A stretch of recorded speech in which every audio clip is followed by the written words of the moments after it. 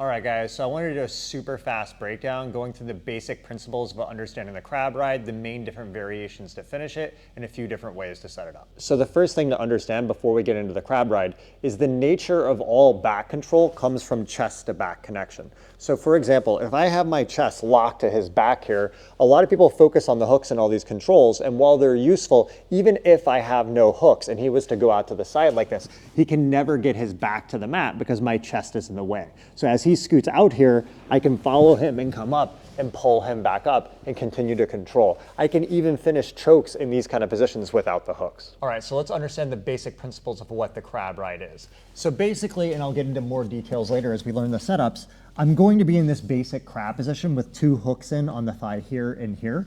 And what I'm doing is I'm looking to try to either turn him away and expose a direct line to the back with my chest so I can come up and take the back. Now, very often what will happen is when you're in this position, he'll keep his back to the mat. So we're gonna do different ways and we're gonna roll through and we're gonna start creating ways to try to get to the back from here. So the main idea here is as long as his upper back is flat to the mat, I can't get my chest to the back. So what we're doing is we're trying to prop him up and get underneath the low back. So on a broad level, what we're doing is we're trying to prop his hip up and get ourselves underneath the low back. The main idea here, a lot of people get caught up in all these different leg and arm positions with like twister hooks, ladder hooks, stomp bolos, and all these things, and they're all useful tools. But the main idea is that as long as my chest is under his low back, his hips can never come to the floor in the same way when we were talking about basic back control.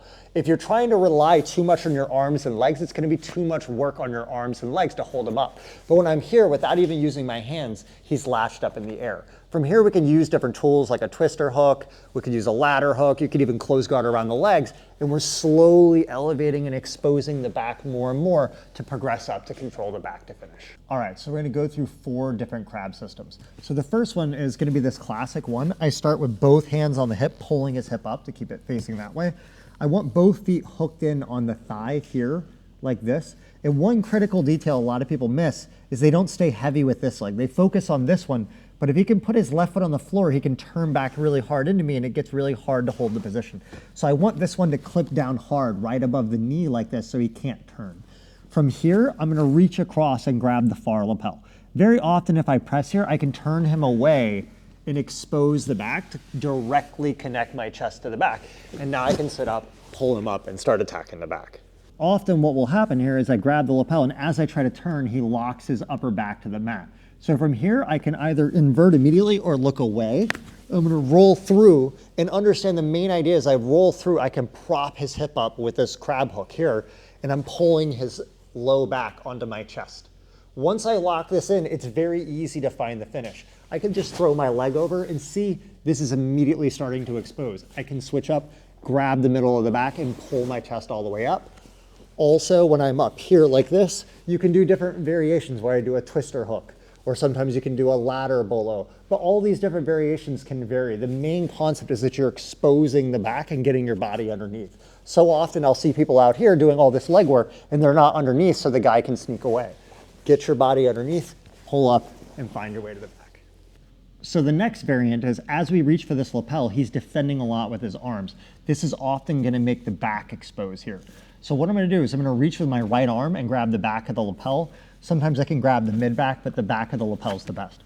From here, I can pull, and you see now when he tries to put his back to the mat, it's very hard. I can force him to stay facing the wrong way. From here, I can often drive the hook away and start peeling him up to take the back directly. Also, when you're here, if he does try to turn back, sometimes I can prop up on my head and roll through here and either pull my chest directly under, or sometimes I can just pull him onto the lap, throw my left leg over, kick down, which stomps him up over the thigh and prop my chest to the back.